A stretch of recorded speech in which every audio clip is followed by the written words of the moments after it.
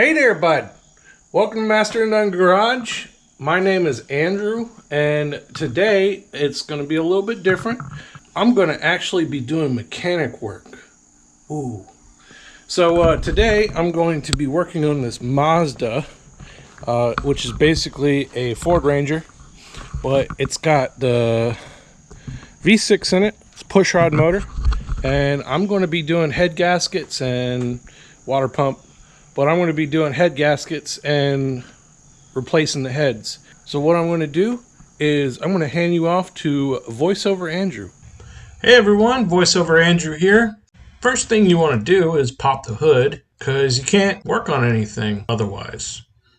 Then you walk away and go find the light source. I'm using the Milwaukee one that clamps to the bottom of the hood. Pretty great. The second thing you do is you get really mad at all the crap that is attached to the intake and all over the motor. Wires, cables, plugs, everything you can think of. This looks like it only took me about 12 seconds. In actuality, it took me 13 seconds. I'm labeling the spark plug wires because I don't want to lose track what cylinders go where. Now I'm fighting the intake emissions garbage from the early 2000s. It's definitely top tier design quality and not a last second thought. Now I'm removing the clutch fan with some channel locks because reasons. Make sure to drop the fan on the ground when removing it. It works way better that way. Now we're going to remove both valve covers. Apparently my GoPro was having a seizure during this whole shot. No idea for what reason, but that's just the way it is. I'm going to remove the intake and then realize the fuel line is still attached. So this is the best way that you can do it. Take it from the expert and trust the science. Now I'm going to remove the heads. Be sure to use a little screwdriver and you just pry it until it starts to break free.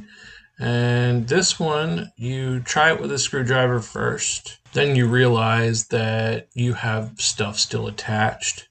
So you unattach those stuff still attached. So now that everything's unattached, you try to get the head out a little bit more. Then you give up and go get your big pry bar and pry it a lot. And then you realize that the whole time the grounding strap was still attached to the back of the head. So you take that off and pat yourself on the back for a job well done. All the while telling yourself you're the best mechanic that's ever lived, while simultaneously wire wheeling the top of the block. Now that you're all tired and the block is all clean, you can leave yourself a note to vacuum out the cylinders. Hopefully you didn't get any wires inside the cylinders. That's future use problem anyway, so let him deal with it. So now it's time to throw everything back together. It's basically the reverse order. And I ended up using brand new heads, pre-assembled, which is way easier than cleaning up the old ones. You just cinch those down with a ratchet wrench and then you can torque them to spec. So I'm going to torque them to spec, and you can get your torque specs at your local library.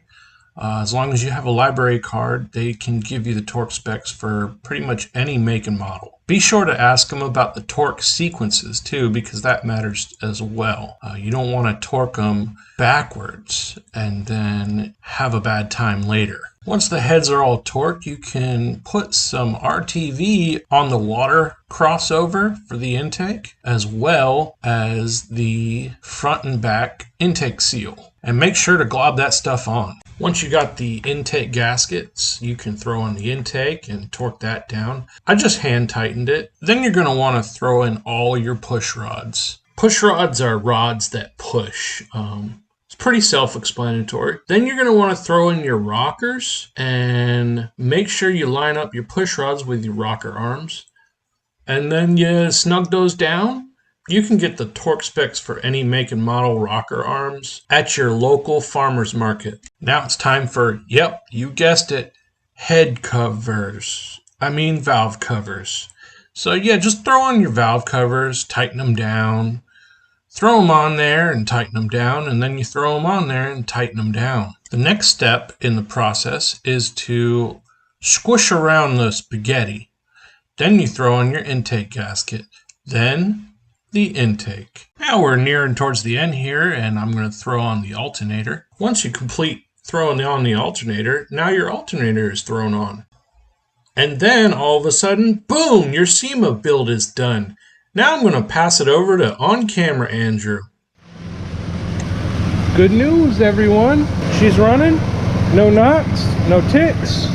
I had to track down a vacuum leak, but I think I found it, and she's idling really nice. Bleeding the system right now. What else? Did an oil change, threw the radiator back in, did all that off camera. I think she's good to go. So thank you guys for watching. I hope voiceover Andrew was entertaining for you, and if you liked today's video, please hit the like button and subscribe, and I'll see you in the next one.